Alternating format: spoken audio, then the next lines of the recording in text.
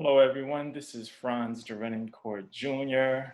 I'm a real estate professional in the DC metro area, and this is pretty much a first-time home buyers real estate class for those people who are looking to purchase pretty much anywhere in the country. It's very generic information. Towards the end of this presentation, I have different first-time home buyer uh, programs where the state of Maryland offers different ways that they can assist in helping you with funds or low interest rates to purchase your home, your first home. Also, DC has a number, Washington, DC has a number of programs that would help with funds to help you get into your first home. So I've been in the real estate business for 20 years in the DC, Maryland area, and I've helped hundreds of people get into homes, uh, all types, not just first-time home buyers, repeat buyers, investors, um, people who purchase multi-unit properties. So I've been in the business. I've been around the block a few times, and I know a few things. So this presentation is just a quick list of steps that I put together to help first-time home buyers understand the process a little bit more, and also, try to find things that I would like for them to learn or know going into the process so that they can be prepared. So let's go ahead and get started. First, I always like to have the buyer ask themselves, why are you buying? It kind of seems obvious, but you never know. Sometimes they don't ask themselves the right questions. It's very important to understand why you want to purchase your home. And here's a few things. Number one is security. If you rent a place, if you've been renting for a number of years, that's a very temporary type of situation, especially if you're renting from an owner. Just because they're renting to you now doesn't necessarily mean that somewhere down the line that owner would want to take possession of that property back, which would leave you, without a place, and you have to go looking for another place. So just to have that security of this is my place, nobody could kick me out as long as I pay my mortgage. Also is tax write-offs. When you're renting, you can't write off any of those taxes, any of that rent that you're paying. If you have a mortgage, you can write off your real estate interest, you can write off real estate taxes, and it's a huge savings at tax time. So I encourage everyone to take advantage of those real estate tax write-offs. Also, it's a way to build wealth, right? My credit partner, Divine, always says that when you're paying your rent or you're paying your mortgage, you're paying off somebody's debt, either yours or your landlord's. So it might as well be yours, right? When you're making those payments towards your property, it's like putting money in a bank every month, right? So it's a way to build wealth, owning your own property. An income stream. Your first home is probably more than likely not going to be your forever home, not these days. People move all the time, especially from their first home that they've purchased. But I always try to encourage people not to sell that first property, either to rent it out or just turn it into an income stream. Because if you own the property, you pay off that mortgage, that's an asset, right? And an income producing asset. So if you can do that, I always encourage people to do that. Pride of ownership, it's a great thing. When you're renting a place, there may be some things that you would like to change around the house, but you shouldn't because it's not your place. Maybe you want to upgrade the windows. Maybe you want to upgrade the lighting. Maybe you even want to change the doorknobs, but you get hesitant because I'm upgrading somebody else's property. So when you own your own home, you have that pride of ownership, right, to make your house that much better. And then personal style. Your landlord may not want you to paint the outside of the house, may not want to do a couple of different things that you feel matches your personal style because you don't own the property again. So when you own your own place, you can make it exactly how you like it. Now I kind of broke down the process into 12 steps, right? Now this is not a rule of thumb. Doesn't go for every real estate agent. This is just my process that I like to put my first-time home buyers through to help them pretty much understand what they're going to get into. Because I like to have an informed buyer, right? I don't want to each step of the way I'm teaching, they're learning something new about the process. I try to go over the process, the complete process in detail prior to getting into a contract, to purchase their home. So these are my 12 steps. Decide, find an agent, get pre-approved, do your research, no big purchases, narrow down your search, create a viewing schedule, write a competitive offer, home inspection, appraisal, loan approval, and closing. And we're going to go over all of those in detail. Now, decide. Decide is now the right time for you to buy, right? Because it's going to be a commitment, right? Purchasing a home is not the easiest thing that you're going to get into. There will be times of frustration. We'll be looking at a lot of properties. Well, I can't say that all the time. Sometimes I find the prospective buyer property on the first visit, on the first day out. They find something that they love, they put an offer on it, it's accepted, and boom, they go to closing. It's a great process. But that's not for everyone. Sometimes I've had clients for a number of months looking at, dozens of properties. And maybe it's that 20th home that we see or that 30th home that we see that actually the buyer wants to purchase, but everything is different. Each situation is different. So you just have to make sure that you're mentally and emotionally prepared to go into the home buying process, right? Because it can be a long process. Like I said, I've been with clients sometimes 6 months, sometimes more, searching for that right property.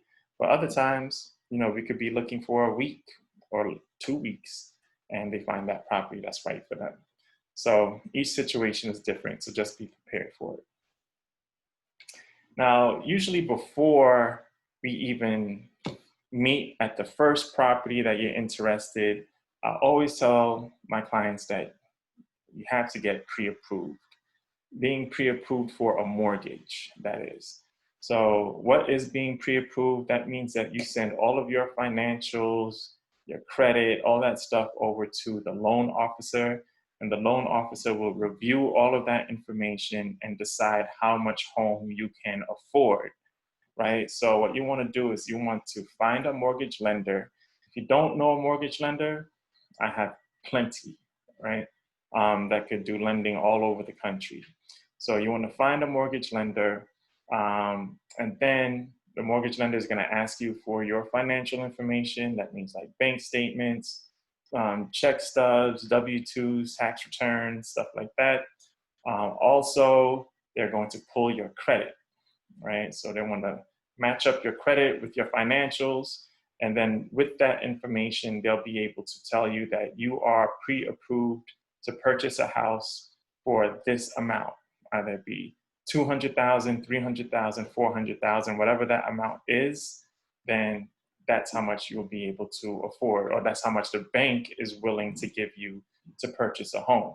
So the reason why you want to do that prior to searching for homes is because you don't want to start looking at $400,000, $500,000 properties when you're only pre-approved for 300, right? So you don't want to spoil yourself looking at all of these huge, nice $500,000 homes, but the bank is only willing to give you 300,000, right? So now you have to take a level down, and it's definitely the $300,000 home is not going to look like the $500,000 homes. So So before we even step into a property, you want to get pre-approved. Secondly, you want to, well, this is actually thirdly, but this one could be third or second, right? Is to find an agent. You want to find somebody that you will have a very good working relationship with, because you're going to be spending a lot of time with your agent searching for properties. I swear, some of my clients, we spend every day together searching for properties, right? So we spend a lot of time with each other, a lot of time on the phone with each other, emails, text messages. You actually form a very close relationship with your agent. So you want to make sure that it's somebody that you're comfortable with. You want to make sure that it's somebody that you trust, and you want to make sure that it's somebody that's reliable, right? So and also, it also helps to have, I know not every agent is a full-time real estate agent. There's a lot of dual career agents. There's a lot of real estate agents where real estate is their side hustle. And that's cool. If you're familiar with them, if you trust them, if you feel like that agent is doing the right job for you, then by all means. But I always recommend to find a full-time agent, because first searching for a home, I mean, it takes time, right? So, if there's a house that comes up on the market and it's a hot property, it's something that looks exactly like, you were searching for, but if that agent is not available to show it to you because they're, on the job 9 to 5 or something like that, then you end up losing out on that property. It happens, right? So I recommend, working with somebody that does this full time. So do your research. I'm the type of person that likes a very informed buyer, right? I have buyers, I have clients and customers who send me Zillow listings all the time. They send me pictures of properties and neighborhoods that they drove by, asking me to find some information on that. And that's great. I love that. I love people who are engaged and involved in their process, right? So I always encourage people to, check on Zillow or sign up for Zillow notifications, take notes of signs if you're driving around neighborhoods. But one thing to remember is to always contact your agent if you see something that looks interesting for you. I know there's tons of agents, with their faces and contact information on Zillow. And trust me, they spend a lot of money making sure that their faces and their contact information pops up whenever you do your Zillow searches. But 9 times out of 10, the agent's face who pops up next to that property has nothing to do with that property, right? And they're not the listing agent for that property. So, so always, if you have an agent and you see something you like, always contact your agent to find more information on the property that you're interested in. All right, because even if you do call one of those agents that you see on a listing or you see on Zillow, the first thing that they should ask you is, do you have an agent? Are you working with a real estate agent? And they're just going to, tell you to go back to your agent and, have your agent contact me, right? So that's usually how business is done. So always do your research, but always, if you're with your agent, definitely contact your agent if you see something that interests you.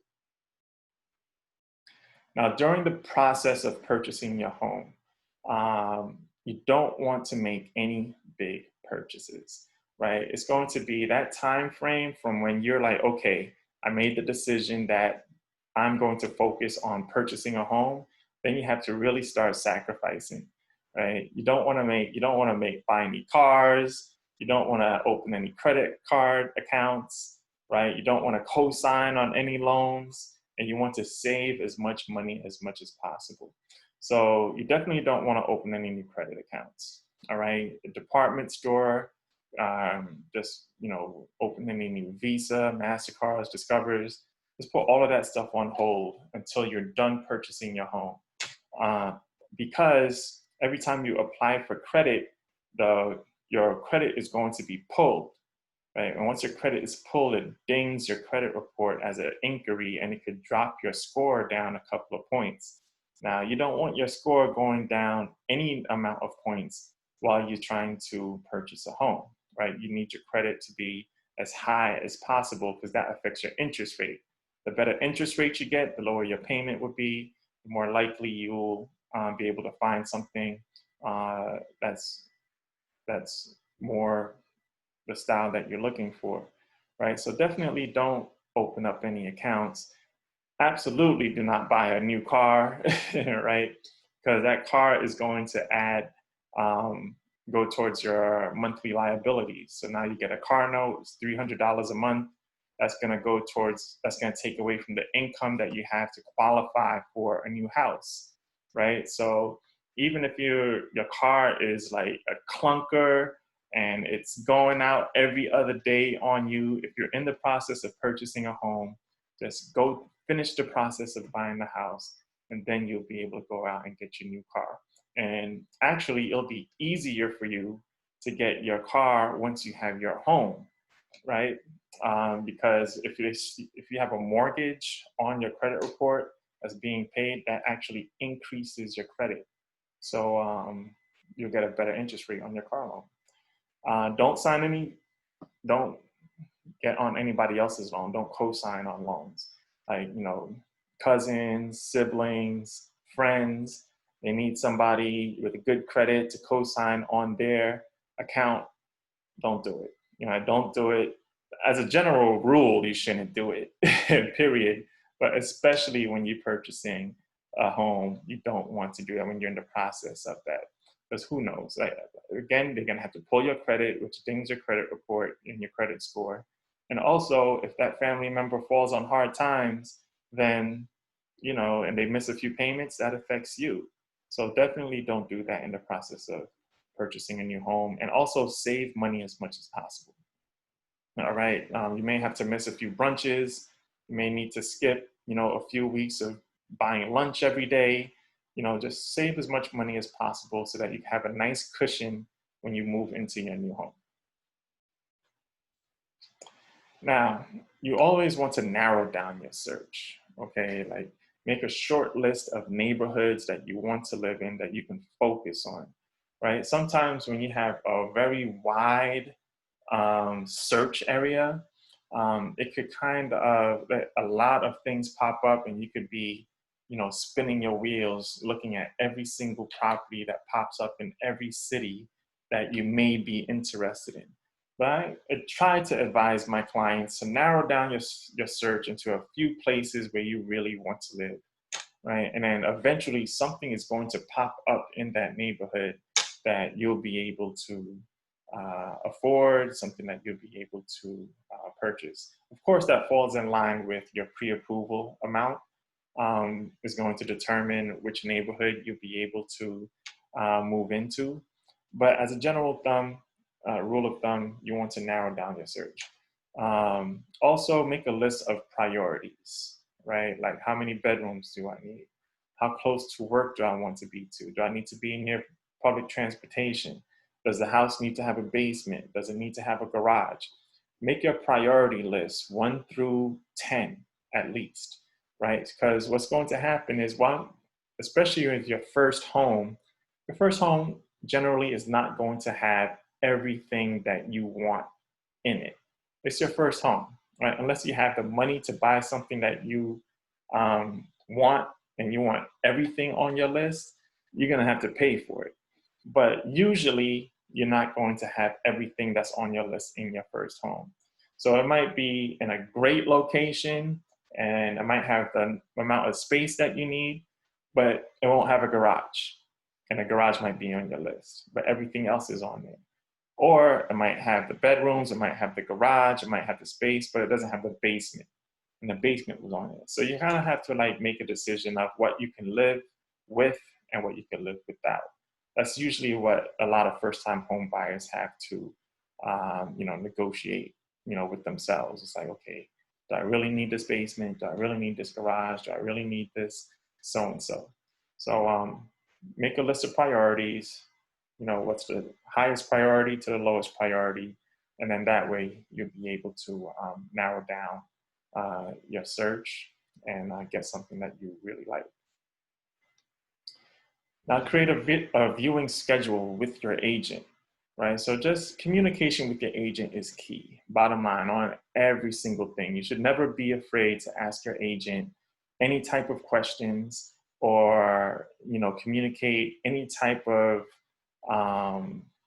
doubts or anything, right? You want to have an open line of communication with your agent that calls for a good relationship. In any type of relationship, communication is key, right? So when it comes to when you're available to view something, you want to let your agent know that, if it's evenings or weekends, your days off, you can do things on lunch breaks, because the real estate market is very competitive, right? So you're going to have to be flexible in order to go looking at properties, and let your agent know when you're going to be available, so that your agent and yourself could be on the same page. Write a competitive offer. Definitely, I encourage all of my clients to write competitive offers if it's a house that they truly, truly like, right? If you find a house you want, go after it, right? You're not going to overpay for a house, right? And I'm going to go over appraisals later, but if you see something, if we're out looking at homes and you see something that you absolutely love and the listing price is $300,000, why would you want to offer $275 just to offer $275, right?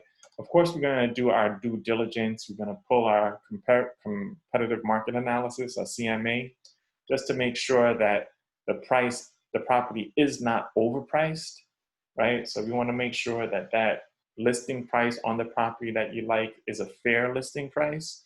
And then I would say, if it's something that you like, go after it, right? Give the seller what they're looking for.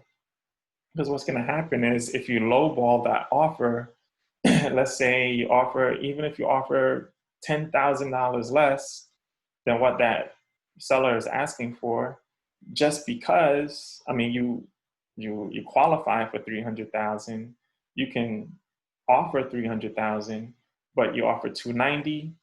Usually what's going to happen is somebody else is going to like that property. They're going to offer the full price amount, and then it's going to be between your lower offer and the other person's who made the $300,000 offer, and you're going to lose, right, for no reason, right? So if it's a house that you truly like, that you truly love, then definitely I encourage and I advise to pay the full asking price. Also, we're going to have to act quickly, right? If you see something that you like, then you have to understand that and have it in your head that, I like this, but that also means that there's probably 5 other qualified buyers that like this property as well, right? So I understand some people like to, invite their whole families to see the house, because, you don't want to make a decision on your own. You want your mom to see it, your dad to see it, your grandparents, your kids, or whoever, and they might not be able to see it until next week, right? And guess what? A week is a long time in the real estate business. A lot of things can happen in a week, right? So that house is not guaranteed to still be available while you're waiting for your loved ones to come approve it for you, right? So although I do understand that you want others to see the property, but I'll also say you must act quickly, because the property could be here today and gone tomorrow. As far as earnest money deposit, when you're writing an offer, then you're always going to have to put down some sort of deposit on the offer. The earnest money deposit, EMD is what we call it, is usually about 1% of the purchase price. So if it's a $300,000 property, you want to put down like $3,000. And that $3,000 does not go to the seller. It goes into an escrow account that's open for you and your purchase of this property, right? So if you put down your $3,000 deposit, then present it to the seller. Then if the seller rejects the offer, then that $3,000 never leaves your account, okay?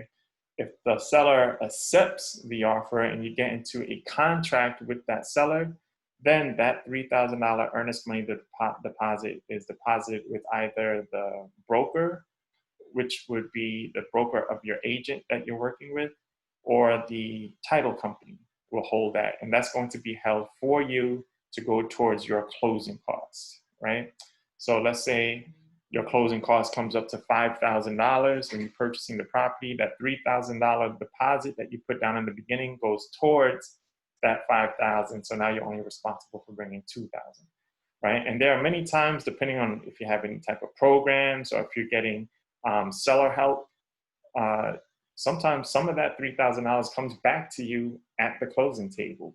So it just depends, right? But you always have to put down some type of deposit when you're writing an offer, and usually it's 1%. And when you're writing writing offers, you always put in contingencies. So a contingency is, okay, I'm going to purchase your home contingent on these number of items. Usually the 3 contingencies are financial contingency, which means that you have to qualify for you have to get your loan pretty much so that you can purchase the house. That's a contingency. Also a home inspection contingency and an appraisal contingency. And we're gonna go over those. So the home inspection is, okay, you write an offer on the house. The offer is accepted. Now you have a contract. Now, once you have your contract with the seller to purchase their home, then you have, in the offer, we'll put in a certain number of days after contract ratification that we're going to have a home inspection. The home inspection is paid outside of closing, so it's probably like around $500. And you hire a company to send somebody out, a professional out, to go throughout the home looking for deficiencies, right? Major deficiencies, small deficiencies, pretty much the plumbing system, electrical system, structural, mechanical, pretty much the whole 9 yards. And they will give you a report that says, okay, this is all the things that's wrong with this house. Now, once you have that report, you can use that to negotiate with the seller to say, okay, I need you to fix all of these issues that the house has, right? We'll write in a home inspection addendum, we'll present it to the seller, and the seller would pretty much say, okay, I'll fix all of these issues. And they'll sign that they'll fix it, and they'll all be complete before closing. Boom, and that's part of the contract now. Now, if we put together the list and we send it to the seller may say, you know what, I'm out of town. I'm not living in this place anymore. I just want to get rid of it. They may offer you some type of some type of money to go towards fixing those issues. So they may offer $1,000, $2,000, $5,000, depending on how many issues need to be addressed. So they may send in the addendum that I'm not going to fix anything, but here is some money to take care of those issues. And it's on you to, if that's okay with you or not, right? So they call that like a repair credit. So, so during that process, we'll negotiate and figure out what's the best road to take during that time. And then also you want to get a termite and certification. Usually banks require that. Make sure that there are no termites around the property eating the house from the ground up. So the home inspector will go around the property, take a look, make sure that there's no termites around, and give that certificate to the bank. Now, another contingency is the appraisal contingency. So an appraisal pretty much is required by the bank, required by the bank. Home inspections are not necessarily required by the bank, but the appraisal is definitely required by the bank, and it's done to find out the market value of the house that you're purchasing, right? So if you're purchasing the house for $300,000, then the bank wants to make sure that that house is worth $300,000, right? So they send out the appraisal company, the appraiser gets to the house, They take pictures all throughout the house. They do a few measurements here and there, and they take the sales in that neighborhood within a certain amount of radius from the past 6 months, and they give you a number of what your house is the market value of your house. Now, sometimes the appraisal could come in low. So for instance, if you have a contract and on the house for $300,000 and the appraisal comes in at $290,000, then you have a low appraisal. In that case, well, when you have a low appraisal, the bank is not going to lend you $300,000 to purchase a house that's only $290,000, right? So in that case, the bank is going to say, well, you have to come up, we'll give you the $290,000, but you have to come up with the difference, which is $10,000 that you may or may not have. So in that case, you have a contingency in your contract that this purchase is based on the house appraising at the sales price. So we would go back to the seller and say, hey, the house only appraised for $290,000. So you have to either lower the sales price. We have to agree on lowering the sale price to $290,000 so that we can make this deal happen. Or, the contract is null and void because the bank is not going to give me any money. 9 times out of 10, the seller is going to lower the property. I've seen it where the seller has not, and they say, you know what, then no contract then. And, you're just going to have to figure out that, that's the best thing, because you don't want to pay an extra $10,000 for a property that, doesn't appraise for what the contract sales price is, depending on the situation. Everybody's situation is different. So, but also you have times where you have a high appraisal. So that means you have a sales price of $300,000. The appraisal comes back at $310,000. So in that case, that's good for you. That means you're purchasing a property that's worth more than what you're paying for it, right? And the seller doesn't even have to know that it appraised for more. So you're good to go on that. Now, title. Choosing a title company is, well, you always need to have a title company, right? A title company, title insurance, pretty much the function of a title company is to make sure that there are no liens or judgments attached to the property when you purchase it. Because if you purchase the property and there's a lien on the property, then that lien automatically becomes yours. So you want to make sure that the title company does their due diligence and make sure that there's no attached liens on the property. And then the title company also offers title insurance. So what title insurance does is if there's any type of lien that the title company missed, then you have insurance that says, okay, if something pops up, that was missed, then you have insurance to make sure that you're not liable for that lien. And I've seen it happen a number of times where we purchased a property and there was a $200,000 lien on the property. And if the owner did not have title insurance, they would have been responsible for that lien. So you want to make title insurance is very, very important, right? So you want to make sure that you have that when you purchase your home, and it'll give you a little bit of, peace of mind, knowing that liens are not going to pop up anywhere that you'll be responsible for. Now, your loan approval. Now, that's also a contingency. Okay, so when we write the offer, you're going to put in the offer that you're going to receive your loan approval within 30 days, or 20 to 30 days. All right, so what that means, you're telling the seller that all of your financials and all of everything is going to be done within 30 days of this offer. Okay, and then get into a contract, and the bank starts working on your loan approval. Usually within 20 to 30 days, you'll get a commitment. It's called a conditional commitment. So the bank says, okay, we're committing to giving you this loan. You may have to fix a few things or submit some updated information and updated pay stubs, updated bank statements, whatever have you. And then the loan has committed to giving you this, the bank has committed to giving you this loan to purchase the property.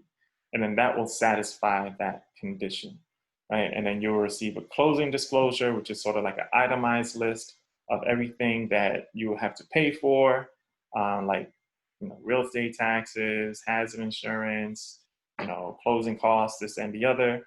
And then they'll give you a bottom number, a bottom line of how much money you need to come to closing with, and you'll pretty much be on your way. Now, closing. Closing is pretty much your settlement day. So this is the day that we put in the contract, that this is the day that we're going to close on this deal.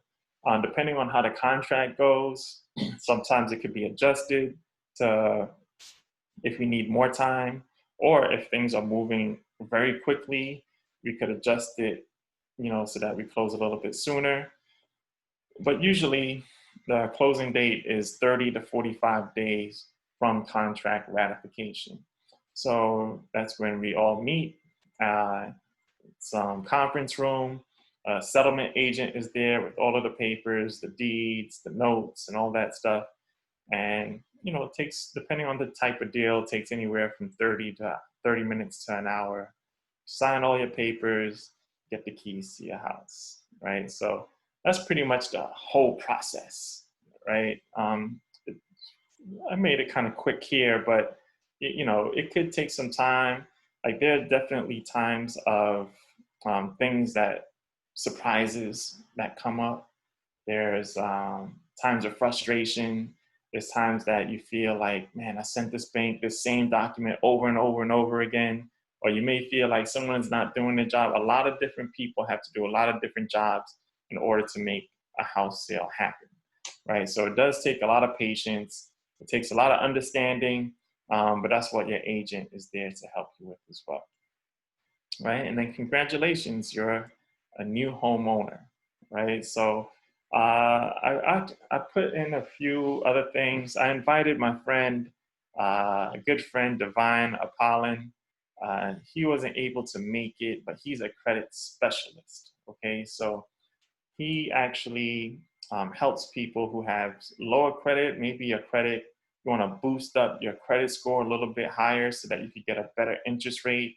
And the better interest rate you have, the more house you could qualify for, right? So whenever there's somebody that needs that type of help, tell them to call my buddy Divine, and he actually gives them some great credit tips to help them boost their scores up. So there's a lot of people don't understand credit and how credit works, and there's a lot of different things to consider, like credit card balances, school loans, medical bills, stuff like that. There's ways around to navigate around some of those difficult credit situations that Divine has, become a specialist at, especially in removing old credit issues that you may have in the past, like maybe an old Sprint bill or old medical bill, something like that. Sometimes those things, if they're still lingering around your credit, could really drag your credit score down. So what Divine does, he goes in there, checks to see all the old stuff that you may have on there and gets rid of them, and that usually boosts the score up. So I always tell people to, if their credit is not that great, to go back with a credit specialist and take a look at it and make sure, it's something that you could probably fix. And Divine has been great with that. So that's Divine's number right there. So make sure you give him a call, tell him Frantz Derenoncourt, gave you his information, and he'll be happy to help. Also, like I said, I'm in the DC, Maryland market. So there are a lot of first-time homebuyer programs. Okay, so if you go to this website right here that you see on your screen, there's a number of different programs if you're first-time homebuyer in Maryland. Now, the way it works, it's a first-time homebuyer in Maryland. So you can own property somewhere else, right? But if you buy a property in Maryland, you consider a first-time homebuyer in Maryland, right? And also, if you have purchased a home in Maryland before, but you're currently not a homeowner and you haven't been a homeowner for the past 3 years, you qualify for the program again. So if you haven't owned a home in Maryland for 3 years, you can qualify as a first-time home buyer for one of these programs in Maryland. And there's a lot of different programs. It's based off of qualification, so it depends on your personal financial situation, which determines your eligibility for any of the programs. So you have to get with the loan officer, and if you need a loan officer, you can always contact me, and I have a number of different loan officers that I work with that I could put you in touch with. Right? And also Washington, D.C. has a number of programs. D.C. opens doors, the mortgage credit certificate, HPP, a lot of different programs. If you go to that website right there, it'll list all the programs. If you're looking for a home in Washington, D.C. as a first-time home buyer, get some extra money, extra income, get some extra money, better interest rates to help you qualify for that home of your choice. And that's me right there, Frantz Derenoncourt. We look forward to working with you. I'm with Samson Properties. It's a great real estate brokerage. I can help you anywhere in Maryland. I can help you anywhere in Washington, D.C. You got my phone number. You got my email. Contact me, and I'll be happy to help you out. All right. Thanks again.